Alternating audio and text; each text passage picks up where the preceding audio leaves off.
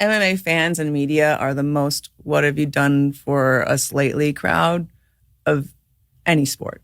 Like, you look at WWE and they have such a reverence for their legends. And at MMA, it's like the second that you're not on top, you're not shit and you never were shit. Chuck Liddell, when he's on top, oh my God, he's the best, he's the best. The second that he loses, oh, Chuck Liddell ain't shit, he never was shit. Rampage Jackson, oh my God, he's the next Mike Tyson, he's so great. Second he loses, oh, Rampage ain't shit, he never was shit. Yeah. GSP, oh, he loses, he's not shit, he never was shit. And I think the only reason that why MMA fans have their lips so firmly planted at the base of Khabib's cock is because he retired before he reached his limit. And if he kept fighting until he reached his limit, everybody would be like, oh, Khabib ain't shit, he never was shit. And they're like that with everybody. Like, name one person. I mean, Brock ain't shit, he never was shit. Name one past champion that has the kind of respect that. So, as usual, Ronda Rousey's pretty upset. She's upset. She feels like she doesn't get the respect that she deserves. Feels like the fans of the MMA world are disrespectful. They're unlike the WWE fans who apparently respect their legends and stuff like that. And, to a degree, I actually get Ronda's point and agree. Listen, MMA fans, they can be really obnoxious and just annoying and stuff. I mean, and we've seen that especially these last several years. I would say with the emergence of guys like Conor McGregor, and even Chael Sonnen kind of was in that beginning stage of just acting like a total douchebag in order to sell fights and stuff. So it's interesting because MMA fans have really rallied behind these individuals. Turn this off. But yeah, they have. They really rallied behind these individuals. And to me, that was very obnoxious. Like I said, the way people would just ride Conor McGregor was just mind blown. This guy could literally just say anything and people would just eat it up. And Conor McGregor would be like, I can fly. I swear I can fly. And people would be like, Conor can fly. He can fly, I believe. So it was unreal, the amount of stuff that the fans would just cheer on and just dismiss, no matter how outrageous that guy was.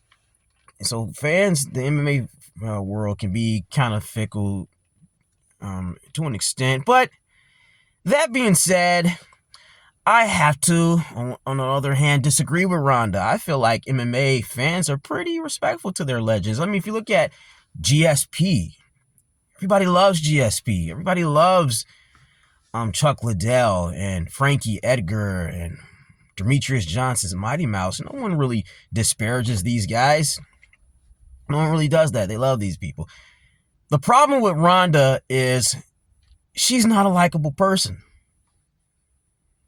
She's so unlikable.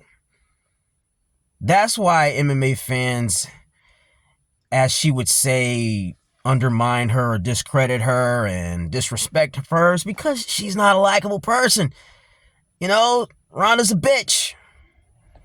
Let's be honest. She's a talented bitch, but she's a bitch. She wasn't even gracious in victory, let alone defeat. I mean, obviously when she lost, yeah, people are going to rub it in your face. They're going to rub it in your face. Like I said, you're a bitch. You're so unlikable. You were unlikable in victory and you were unlikable in defeat. So, yeah, the moment you lost, people are going to be all over you about it. But, that being said, I think had she just kind of owned up and be like, listen, I know I was kind of a pain in the ass and stuff, and just did a little bit of, damage control. That's the thing, man. People, they tend to, over the most part, especially when it comes to the MMA world, like I said, it's very fickle. I understand to an extent what she's talking about as far as the toxicity, for lack of a better word. Like I said, MMA fans, it's just interesting. So I get it, but sometimes the criticism and the backlash a fighter might get is valid too. And I think with Ronda, it was pretty valid. Come on, she was such a. I remember even when she beat Misha Tate offered to shake her hand, and I understand sometimes not wanting to shake a person's hand if there was really some heat and bad blood between you guys. But Miesha Tate didn't do anything to Ronda. Miesha Tate is one of the good guys, or good girls, good women. She's one of the good apples of the MMA world. You know, she never crossed any lines with Ronda. Ronda always wanted to be that villain. She took pride in the villain role. And then you have some people say, well, she was just playing a role. No, I don't believe that. I believe there are a lot of these fighters out here who are being the villains. That's who they are. That Colby Covington, he's not playing a role. He's not acting. That's who he is. Conor McGregor, he's not acting. You know, these guys, that's who they are. Matt Hughes sure as hell wasn't acting. That's who these guys are. So, you know, yeah, I really don't like these guys. But as far as Ronda, yeah, I like I said, I couldn't stand her.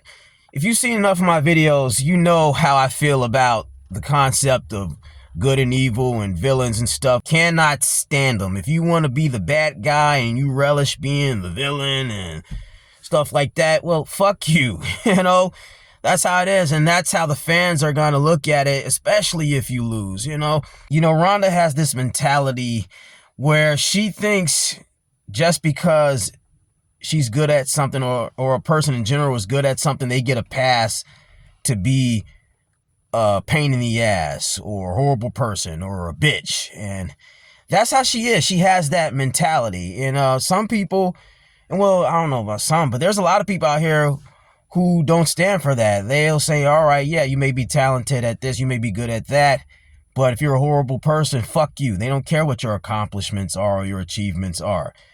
You know, character comes before secular achievements. And Ronda, she has that, you know, and that's the problem, I think, with MMA or modern day martial arts. I kind of talked about this in other videos. And I think the true essence of martial arts has kind of been a little lost these days. I feel like martial arts has kind of been colonized in a way, to a degree. If you go to Asia and fighting one stuff, they don't tolerate a lot of the bullshit Western organizations tolerate. They like one championship would never tolerate a Conor McGregor or a Colby Covington in their organization running amok like that. So, but in the West, a lot of those organizations been colonized to where you can just act any way you want, do anything you want, you know, sell the fight, and then people act like, oh, they're just playing a character, where really it's, you know, they're not playing a character.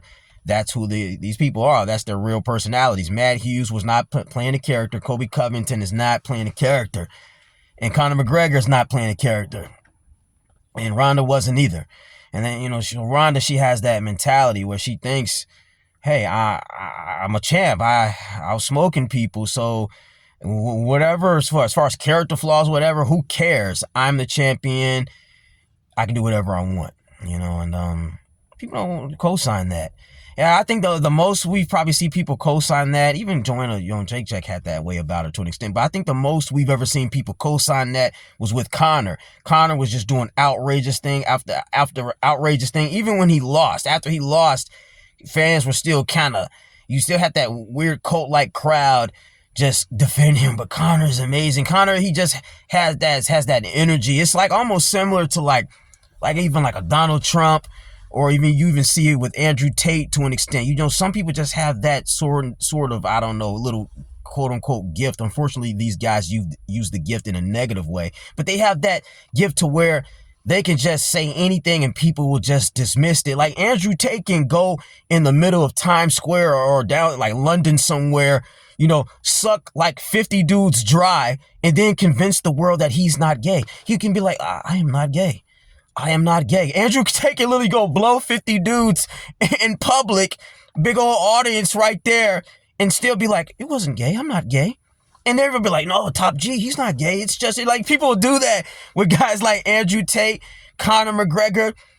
They have that power to where Donald Trump's like, they could go and like, I don't know, sexually assault a bunch of people in broad daylight, and then it'll still be those guys. But, you know, they have money, though. They're richer. It's crazy, you know? So you have those odd exceptions that can just somehow continue to get away with being a horrible person, and people will just, for whatever, rally behind it. But Ronda, it's not the case, man. And maybe, who knows, maybe it would have been the case if she stuck around and still continued to act the way she was, but the way she went about it, she ran away. She was, she wasn't gracious in victory ever, especially obviously not in defeat, and who knows if she tried to stick around and be Mrs. Arrogant and villain type woman and stuff, people probably wouldn't have had it. I know Conor, even after he lost, I'm bringing him up again, he was still trying to do that shit. But after a while, people got tired of that too. And even now you're kind of seeing it even with Andrew Tate. Like, some people, they have that ability to where they can probably get away with it a little longer, even after they start taking some L's and people start seeing, oh, these people are, their character is just too much to just tolerate. But, they can get away with it a little bit longer than the others. But eventually, most people get sick of that shit. Most people get sick of it. And with Ronda, they were tired of it. And she didn't even stick around long enough to try to redeem herself or anything. So, of course, people were happy that she went through that downfall. And the fact that she stormed off like that, oh, yeah, they're going to rub it in your face even more, for sure. But that being said, people try to discredit Ronda. They try to discredit her. And like I said, to an extent, I get her point. MMA fans, sometimes they can be fickle. Sometimes you have, what I don't like about a lot of MMA fans, especially nowadays, is while I do think a lot of them do respect the legends, at least the decent legends, the ones with good character. Like, you never see George St. Pierre thrown under the bus. You never see Randy Couture thrown under the bus. You never see people talking crap about Rampage or Chuck Liddell. So when she listed those guys, I think that's outrageous. I think those guys are very well respected universally, no matter what the eras are. No one's ever says a Rampage sucks and stuff, or he ain't shit. If anything, I feel like what I don't really like about fans, these new age fans, is they're a little too quick to call new talent one of the best or the GOAT. So they're throwing around the GOAT acronym a little too loosely. That's what I think. That's my biggest issue. I don't think the big issue is that they disrespect legends and they have no respect for legends. I just think they're giving way too many new faces the title of greatest of all time and stuff. I don't think it's a matter of kicking the old guys out, but they're just letting way too many new guys into that category. Like, for example, and a lot of people not like this, probably, I've talked about this as far as Alex Pereira. Now, I like Alex Pereira, and I've stated this in several videos. I like the fact that he's a marketable guy that doesn't need to act like a complete asshole or jackass to be liked or to sell a fight. He doesn't need to throw dollies and say all kinds of outrageous stuff about people. And he's a hell of a fighter. I mean, he knocks people out. That's what people want to see, right? Guy knocking people out. That being said, I talked about this before. I wouldn't put Alex Pereira above Chuck Liddell in the greatest of all times debate. I wouldn't, because Chuck Liddell had to go through an eclectic range of fighters, not just really elite strikers, but really elite wrestlers. Alex Pereira has not gone past any elite wrestlers. And don't give me the whole Ankalaev. I called that. I knew he was going to win that rematch. And I said Ankalaev is not the guy to really test Alex Pereira when it comes to wrestling. He's just, everyone's looking at that beard. He's Dagestani. It doesn't matter. He's a rare exception when it comes to those Dagestani guys, in the sense that he doesn't wrestle. He wants to strike. And if you give anybody that wants to strike to Alex Pereira, Alex is going to win over the most. There's very few people that can deal with that. So Alex has had the luxury of being able to just simply fight kickboxing fights in MMA.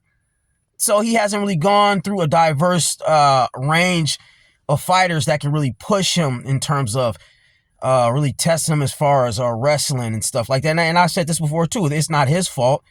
It's the matchups. He's getting lucky with the matchups. He's not getting lucky with the victories. He's getting lucky with the matchups, though. And again, it's not his fault. I think he's the type of fighter. He wants to be challenged. He wants to finally go through a really tough wrestler so people like me could shut the hell up, and say, hey, now I beat a wrestler. I beat a legitimate, like Daniel Cormier style wrestler or Habib style wrestler. He's never fought anyone that's going to apply that kind of wrestling pressure.